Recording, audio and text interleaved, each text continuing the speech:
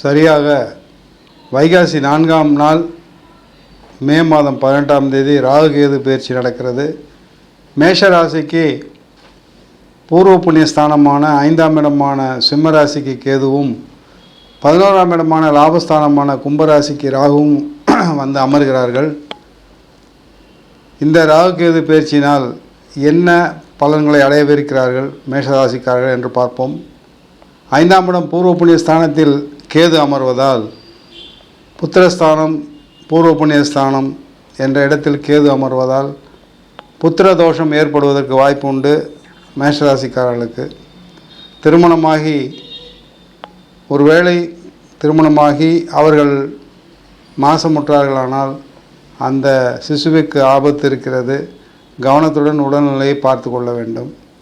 நீண்ட நாட்களாக குழந்தை பாக்கியம் இல்லாதவர்களுக்கு மேஷராசிக்காரர்களுக்கு இந்த 5ஆம் இடத்தில் அமரக்கூடிய கேதுவினால் மறுபடியும் தோஷங்கள் ஏற்படும். மறுபடியும் நீண்ட நாட்கள் குழந்தை பாக்கியத்திற்கு நாட்கள் தள்ளி போகும்.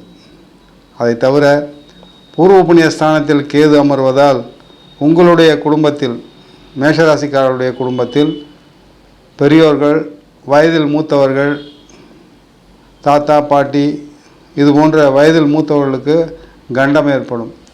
11ஆம் இடத்தில் அமரக்கூடிய ராகுவினால் லாபஸ்தானம் என்ற இடத்தில் ராகு அமர்வதாலும் சனி பகவானின் வீட்டில் அமர்வதாலும் அந்த சனி பகவான் 12ஆம் வீட்டில் மறைவதாலும் இவர்களுக்கு திரவிய லாபம் உண்டு, தன லாபம் உண்டு, பொருள் லாபம் உண்டு, தொழிலில் மிகுதியான முன்னேற்றம் உண்டு.